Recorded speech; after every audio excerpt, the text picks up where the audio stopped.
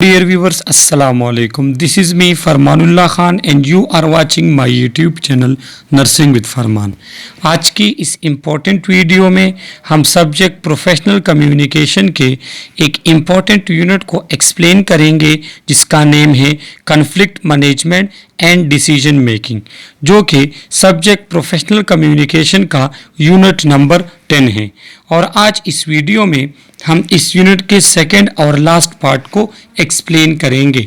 इस यूनिट के first part का वीडियो लेक्चर ऑलरेडी मेरे यूट्यूब चैनल पे मौजूद है, जिसके वीडियो का लिंक मैंने इस वीडियो के डिस्क्रिप्शन में दिया है, तो वहीं से जाकर आप इस यूनिट के फर्स्ट पार्ट को देख सकते हैं। आज हम एक्सप्लेन करेंगे इस यूनिट के सेकंड पार्ट को। इसके साथ इस पार्ट के जो इम्पोर्टेंट पॉइंट्स हैं जो एग्जाम्स में आ सकते हैं, तो हम उन पॉइंट्स को मेंशन करेंगे ताकि आने वाले एग्जाम्स में आप लोगों के लिए आसानी हो। तो चलो स्टार्ट कर लेते हैं प्रोफेशनल कम्युनिकेशन सब्जेक्ट के unit number 10 conflict management and decision making के लास्ट पार्ट को।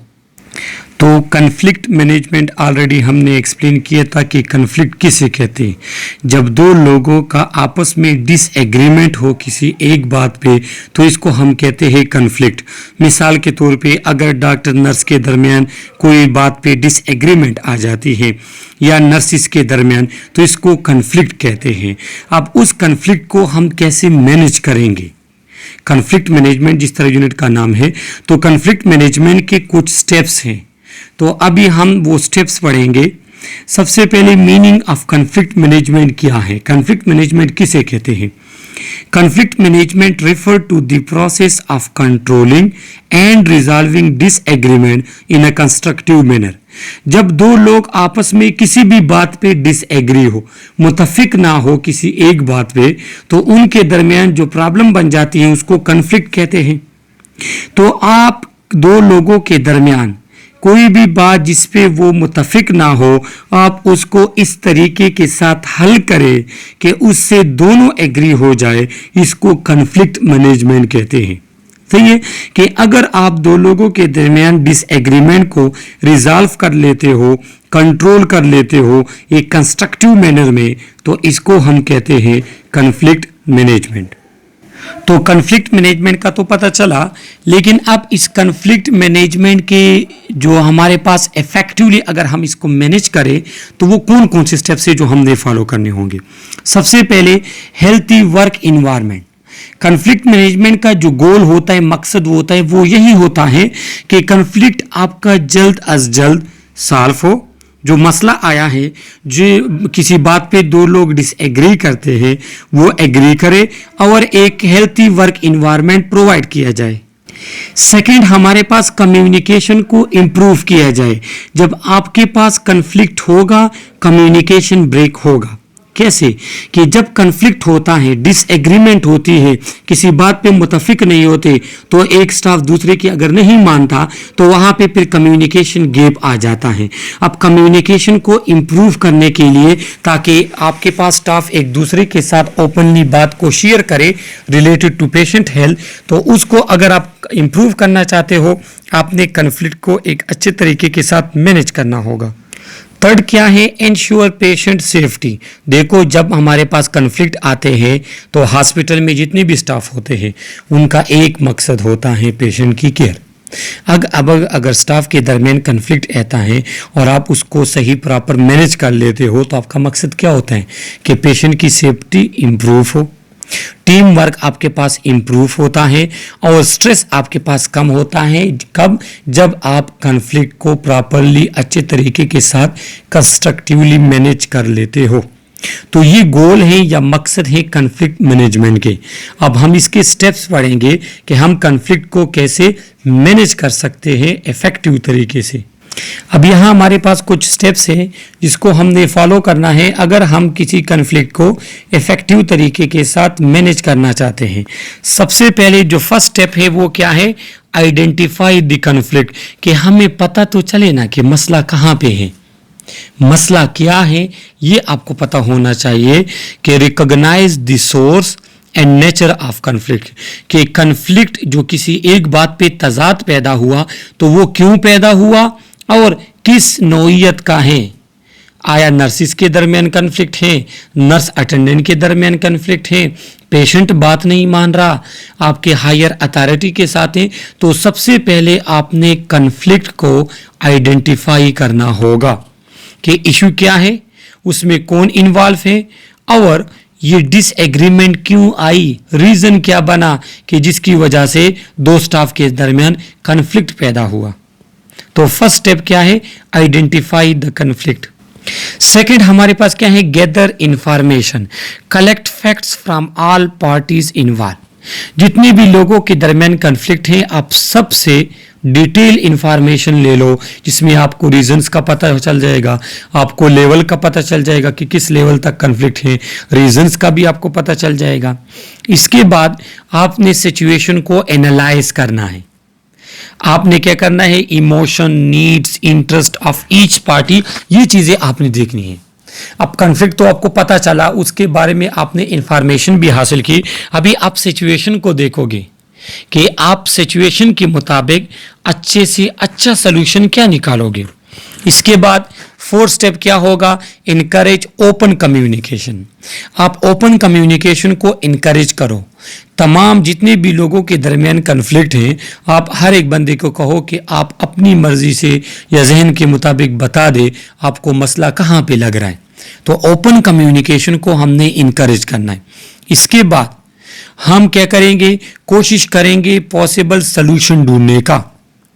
हम खुद उस बात पे सोचेंगे और जितने अपोनेंट्स हैं या जितने लोगों के दरमियान कन्फ्लिक्ट है, हम उनसे पूछेंगे कि आप हमें बता दें आपके जहन के मुताबिक इस मसले का हल क्या है। फिर जब हमारे पास डिफरेंट सॉल्यूशंस आ जाएंगे तो हम उसमें सेलेक्ट बेस्ट वन कि जिससे मरीज को ज़्यादा से ज़्यादा फ़ायदा हो और स्टाफ वगैरह को कम से कम स्ट्रेस हो, तो हम बेस्ट सोल्यूशन ढूंढेंगे। अब सोल्यूशन तो हमने सेलेक्ट कर लिया, अब उसी सोल्यूशन को हम इम्प्लीमेंट करेंगे। कि मिसाल के तौर पे अगर कन्फ्लिक्ट आ रहा है, लैंग्वेज इशू है, तो हम कहेंगे कि हम पेशेंट को उसके लैंग्वेज में क्या करें, समझाएं। फिर हम कोई ट्रांसलेटर ढूंढेंगे और उसको कहेंगे कि आप इस मरीज़ को उसके अपने लैंग्वेज में समझा दें। उसके बाद क्या करेंगे, हम एवेलुएट करेंगे आउटकम को। जो कन्फ्लिक्ट हमारे पास था वो हम देखेंगे कि आया वो कम्प्लीटली रिजॉल्व हो चुका है या वो लोग वक्ती तौर पे खामोश हो गए। तो ये 8 स्टेप्स हैं, ये हमने फॉलो करने हैं कि जब हम किसी भी कन्फ्लिक्ट को इफ़ेक्टिव तरीके से सॉल्व करना चाहते हैं, चाहे वो कन्फ्लिक्ट हॉस्पिटल साइड पे हो, वो कॉलेज साइड पे हो या सोसाइटी साइड पे हो।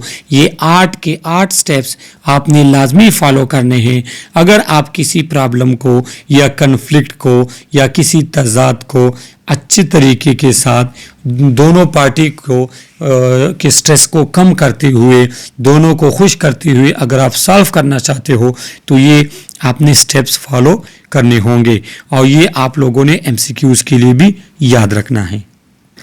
अब हमारे पास है approach and strategies to conflict resolution in clinical practice. तो क्लिनिकल प्रैक्टिस में आप कौन कौन से स्ट्रेटजी यूज करोगे कन्फ्लिक्ट को मैनेज करने के लिए? तो मोस्टली तो हमने ऑलरेडी पढ़ भी लिए। सबसे पहले कन्फ्लिक्ट रिजोल्यूशन, कन्फ्लिक्ट कहते हैं तजाद को, रिजोल्यूशन कहते हैं ख़त्म करने को। तो कन्फ्लिक्ट रिजोल्यूशन कहते हैं कि जब हम कन्फ्लिक्ट को या तो कम करते हैं या ख़त्म करते हैं पीसफुली और इफेक्टिव तरीके से, इसको कहते हैं कन्फ्लिक्ट रिजोल्यूशन। तो कन्फ्लिक्ट को हमने क्या करना है, हमने उसको कैसे रिजॉल्व करना है हॉस्पिटल साइड पे। सबसे पहले हम क्या करेंगे, avoiding, ignore the conflict temporary. अगर कोई मसला है दो पार्टियों के दरमियान तो मौके पे हम क्या कहेंगे, आप इस मसले को भूल जाएं, आप आराम से बैठ लें। तो हम क्या करेंगे, हम टाइम बीइंग के लिए उस कन्फ्लिक्ट को क्या कर लेते हैं, इग्नोर कर लेते हैं, अवॉइड कर लेते हैं। अब आपने अवॉइड तो कर लिया और ये एक स्ट्रेटेजी तो आप यूज़ कर रहे हैं, उसका फ़ायदा क्या होगा कि यूज़फुल फॉर माइनर इश्यूज़। ये माइनर इश्यूज़ के लिए काफ़ी बेहतर है कि जब आप लोगों को बिठा लेते हैं, वो थोड़ा सा सोच लेते हैं, डायरेक्ट वो खुद ही उस कन्फ्लिक्ट को रिजॉल्व कर लेते हैं। Second, allow time to cools emotion, और इसमें गुस्सा वगैरह, एंगर, सारी चीज़ें थोड़ी बहुत इंसान रिलैक्स हो जाता है अगर आप कन्फ्लिक्ट को उसी टाइम पे अवॉइड कर लेते हैं। डिसएडवांटेजेस इसका क्या है कि प्रॉब्लम में वर्सन, अगर कोई मसला है और आपने मौके पे उस मसले को सॉल्व नहीं किया और दोनों फरीकैन को आपने क्या किया, खामोश किया, अवॉइड किया, इग्नोर किया, तो फिर इशू क्या बनेगा, वो मसला मज़ीद बढ़ सकता है। ये डिसएडवांटेज है और एडवांटेज मैंने बता दिया। मिसाल के तौर पे nurse avoid argument during emergency care.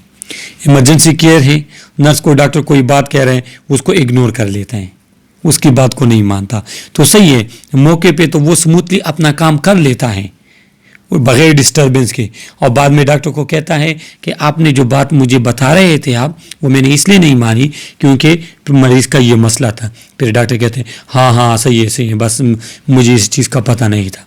लेकिन हो सकता है कि डॉक्टर कोई अच्छी बात या सही बात आपको बता रहे हो और आपने उसी टाइम पे अवॉइड किया और मरीज़ को और नुकसान हुआ, तो ये अवॉइडिंग फिर आपने देखना है। ये माइनर इश्यूज़ के लिए होता है, मेजर इशू के लिए आप अवॉइड नहीं कर सकते। तो फर्स्ट रिजोल्यूशन कॉन्फ्लिक्ट का अप्रोच क्या है, अवॉइडिंग है। आप अवॉइड करो, इग्नोर करो मसले को उस टाइम के लिए। सेकंड हमारे पास एकमोडेटिंग। एकमोडेट हम करेंगे क्या, one person give up personal interest to maintain harmony. क्या कि आप एकमोडेट करोगे, आप कहोगे बस सही है, आप बाकी बात सही है, मेरी गलत है। ये क्यों, ये इसलिए अगर दोनों बोलते रहें तो फिर मसला और बढ़ेगा। इसमें एक कंप्रोमाइज कर लेते हैं, खामोश रह जाता है। क्यों, अब इसका फायदा क्या होगा कि आपका रिलेशनशिप खराब नहीं होगा, लेकिन नुकसान ये है कि वन पार्टी में फील इग्नोर। समझ गए, अगर आप एकमोडेट करते हैं और एक बंदा खामोश हो जाता है और क्या कहते हैं कि बस कोई बात नहीं, आपकी बात मान ली जाए, तो आप इसको एकमोडेट कर रहे हो। इसका फ़ायदा ये होगा कि वो दोनों के दरमियान लड़ाई नहीं होगी, वो कॉन्फ्लिक्ट आगे नहीं जाएगा। लेकिन नुकसान ये हो सकता है कि अगर एक पर्सन कहे बस मेरी बात ना मानो, आपकी मानते हैं, तो उसमें क्या होगा, उसमें फीलिंग इस तरह आएंगे कि उसको इग्नोर किया जा रहा है, उसको डिवैल्यू किया जा रहा है। बाकी सेकंड जो हमारे पास स्ट्रेटेजी है वो है एकमोडेशन की। आप क्या करो, एकमोडेट करो उस कॉन्फ्लिक्ट को, इशू को। थर्ड हमारे पास क्या होता है, competing. One party tries to win the conflict. इसमें क्या होता है कि आप कंपीटिंग भी करते हो। अगर आपको पता है कि आपकी बात सही है तो आप ज़बरदस्ती उसको मनवाओ। क्यों, क्योंकि आपको पता है कि मेरी ये बात मरीज को फ़ायदा देती है। तो इस तरीके से भी आप कॉन्फ्लिक्ट को रिजॉल्व कर सकते हो। डॉक्टर को कहो कि आप जो है इस यहाँ पे आप खामोश रहे क्योंकि आप मरीज से दूर हैं, आपने मरीज को चेक नहीं किया, मैंने चेक किया, प्रॉपर एसिस किया, मुझे काम करने दे। तो ये आप कंपीट कर रहे हो, आप अपनी बात मनवा रहे हो। तो ये क्या है, इससे भी कॉन्फ्लिक्ट रिजॉल्व होता है। फिर डॉक्टर खामोश हो जाते हैं, वो कहते हैं बस इसको करने दे, एंड में फिर देखते हैं और एंड में फिर पेशेंट बच जाता है। तो इसका एडवांटेज ये होगा कि इमरजेंसी में अगर आप इस तरह compete करते हो और कहते हो कि मुझे मेरा काम करने दो, तो उसमें फ़ायदा ये होता है कि इमरजेंसी मैनेजमेंट आप इजीली कर लेते हो। लेकिन इसके डिसएडवांटेजेस भी हैं। डिसएडवांटेज ये है कि इसमें आपका रिलेशनशिप डैमेज हो सकता है। डैमेज कैसे होगा कि अगर आप किसी की बात नहीं मान लेते और ज़बरदस्ती अपनी बात मनवा लेते हो तो नेक्स्ट टाइम वो आपसे बात फिर नहीं करता, तो इसमें आपका रिलेशनशिप डैमेज हो सकता है। ये थर्ड स्टेप है कॉन्फ्लिक्ट रिजोल्यूशन का। फोर्थ स्टेप क्या है, कंप्रोमाइजिंग। आप कंप्रोमाइजिंग पे आ जाते हो। अगर कॉन्फ्लिक्ट रिजॉल्व करना है तो आपने काफ़ी ज़्यादा बातें माननी होगी। Both party give up something. Compromise में क्या है कि दोनों कहते हैं चलो कोई बात नहीं, मुझे ये इतनी चीज़ मिले लेकिन ये बात मेरी मान लो। दूसरा कहते हैं चलो मेरी ये बात ना मानो लेकिन ये तो मानो। तो दोनों कंप्रोमाइज़ कर लेते हैं, वो कॉन्फ्लिक्ट रिजॉल्व हो जाता है। तो ये एक क्विक सोल्यूशन है। अगर आप सामने वाले की बात को भी तो एक हद तक मानते हो और अपनी बात पे थोड़ा बहुत कंप्रोमाइज़ कर लेते हो तो वो कॉन्फ्लिक्ट रिजॉल्व हो जाता है। तो इसको कहते हैं कंप्रोमाइजिंग। डिसएडवांटेज क्या है, बोथ पार्टीज में रिमेन पार्शली अनसेटिस्फाइड। जब आप कंप्रोमाइज़ करते हो तो आपका सेटिस्फैक्ट्री लेवल कम हो जाता है। आप कहते हो चलो मसला तो हल हुआ लेकिन वो नहीं हुआ जो मेरा दिल चाह रहा था। तो ये 4 स्टेप है कॉन्फ्लिक्ट रिजोल्यूशन का क्लिनिकल साइड पे कि आपने कंप्रोमाइजिंग पे काम करना होगा। और एंड में क्या है, कोलैबोरेटिंग क्या है, both parties work together to find a win win situation solution. क्या है कि आप कोलैबोरेटिवली काम करो, आप उसको कहो चलो आपकी बात मैं मानता हूं, आप मेरी मानो, कोशिश करते हैं आपकी बात भी सही साबित हो, मेरी भी हो, तो इसको कोलैबोरेटिव वर्क कहते हैं। तो ये लॉन्ग टर्म सॉल्यूशन के लिए इंतहाई अच्छा है, इसमें ट्रस्ट और टीम वर्क डेवलप होता है, लेकिन इसके लिए टाइम और कम्युनिकेशन चाहिए। जब 2 पार्टीज जिनके दरमियान कन्फ्लिक्ट हो, किसी बात पे लड़ाई हो, तजाद हो, आप उनको कोलैबोरेशन में लेकर आते हो तो उसके लिए टाइम भी लगता है और आपने डिटेल के साथ कम्युनिकेट भी करना होगा एक दूसरे के साथ। सही है, तो ये 5 स्टेप्स थे जो हम कॉन्फ्लिक्ट रिजोल्यूशन के लिए क्लिनिकल साइट पे यूज करते हैं और इसको आप लोगों ने याद रखना है क्योंकि इसमें आप लोगों का सिनेरियो बेस्ड एमसीक्यूज आ सकते हैं। अब हमारे पास कॉन्फ्लिक्ट रिजोल्यूशन के स्ट्रेटेजीज जो हम क्लिनिकल प्रैक्टिस पे पढ़ते हैं, तो एक तो हमने डिटेल से आपको बता दिया, लेकिन ये जनरल स्ट्रेटेजीज भी हमारे पास हैं जो हमने यूज़ करने हैं। एक, कम्युनिकेशन हमारी क्लियर होनी चाहिए, ये तो अंडरस्टूड है। दूसरा, अदर्स की हम रिस्पेक्ट करेंगे, ऐसा नहीं कि हम अपनी बात ज़बरदस्ती उन पे मनवाएं। एक्टिव लिसनिंग ज़रूरी है, टीम मीटिंग ज़रूरी है, आपकी जो है टीम मीटिंग जो है ना कंबाइनली आपने काम करना है। Use of policy and protocol को आपने फॉलो करना है। पॉलिसी प्रोटोकॉल फॉलो करोगे तो ना उसमें सामने वाला आपसे खफा होगा, ना किसी की हक तलफी होगी, तो अपने पॉलिसी या जो प्रोटोकॉल यूज़ होते हैं उसको फॉलो करना है। इसके बाद इमोशनल इंटेलिजेंस काफ़ी ज़्यादा ज़रूरी है। ऐसा नहीं कि आपके सामने कोई रो रहा है और आप उसके हक में फैसला करो, नहीं, आप रियलिटी को देखो कि मसला कहाँ पे है, तो इमोशनली इंटेलिजेंट आपको होना चाहिए। इसके बाद मीडिएशन बाय सुपरवाइज़र क्या करता है, आपके डिसीजन को थोड़े बहुत मीडिएट कर सकता है, चेंज कर सकता है, मैनिपुलेट कर सकता है। हमेशा पेशेंट सेंटर्ड अप्रोच फॉलो करो। प्रॉब्लम को सॉल्व करना है तो टाइमली मैनेजमेंट उसके लिए करो। म्यूचुअल रिस्पेक्ट काफ़ी ज़्यादा ज़रूरी है और प्रोफेशनलिज्म काफ़ी ज़्यादा ज़रूरी है किसी भी कन्फ्लिक्ट को मैनेज करने के लिए। तो ये वो स्ट्रेटजीज़ हैं जो आपने फॉलो करने हैं जब कभी आप क्लिनिकल साइट पे कन्फ्लिक्ट को रिजॉल्व करना चाहते हो। Utilize effective language for conflict management and dealing with hostility. अगर कोई पर्सन आपके साथ सही से बात ना करे तो आप उसके लिए इफेक्टिव लैंग्वेज क्या यूज़ करोगे ताकि वो कन्फ्लिक्ट आप मैनेज कर लो। इफेक्टिव लैंग्वेज के इंपॉर्टेंस क्या है, the language use during conflict greatly influence outcome. Respectful communication can reduce anger and improve cooperation. तो ये तो आपको पता है, अगर आप सामने वाले को रिस्पेक्ट दे रहे हो, कामली पोलाइटली आप उससे बात कर रहे हो, तो आप कन्फ्लिक्ट को एक बेहतर तरीके से मैनेज कर सकते हो। लेकिन अगर आप गुस्से में बात करते हो, गालियां देते हो, रिस्पेक्ट नहीं देते, तो क्या होगा, कन्फ्लिक्ट और बढ़ेगा, वो कभी भी रिजॉल्व नहीं होगा।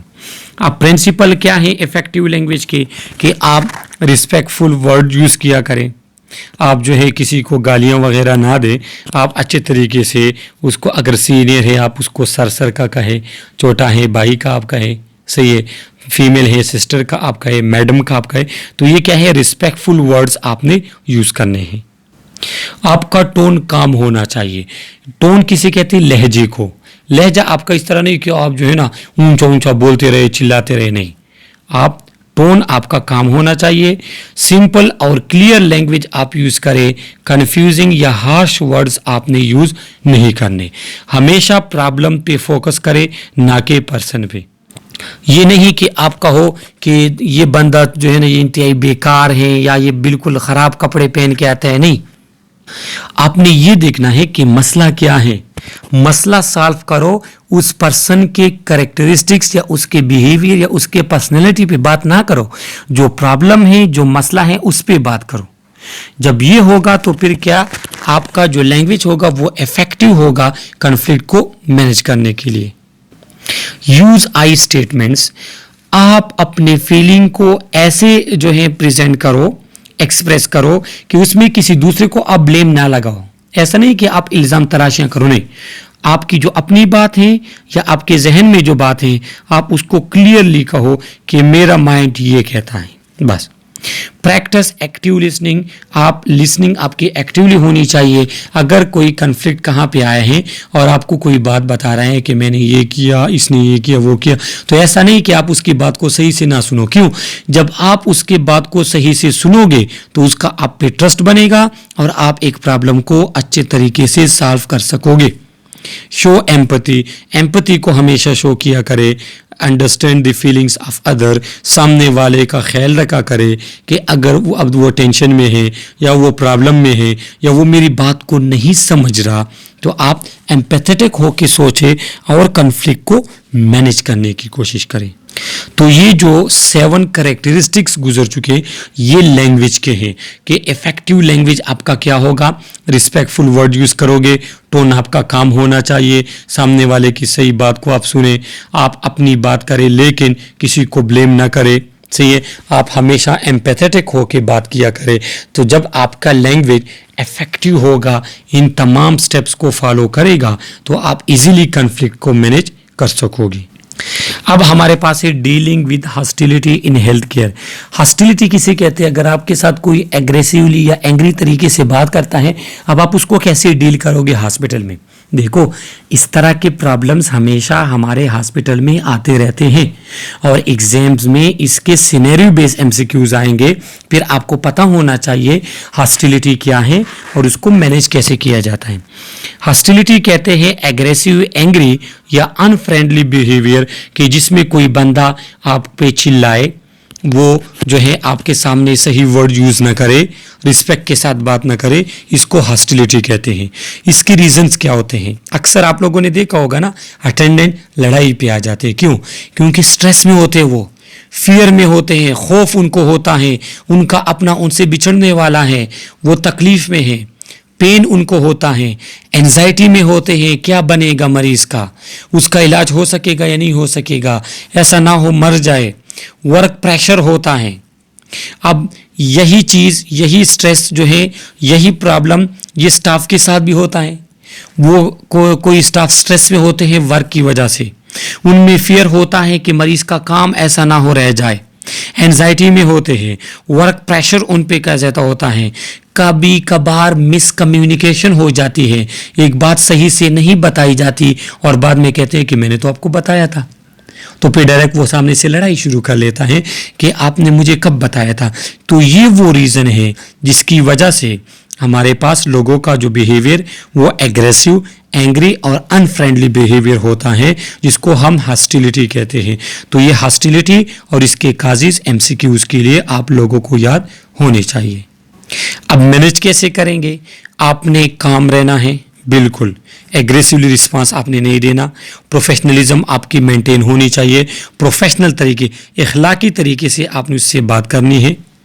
उसके बाद use de-escalation technique, speak slowly and calmly, आराम आराम से स्लोली आप उससे बात करो और उससे क्या है इश्यू डिस्कस करो। सेफ डिस्टेंस आपने लाजमी मेंटेन रखना है। क्यों?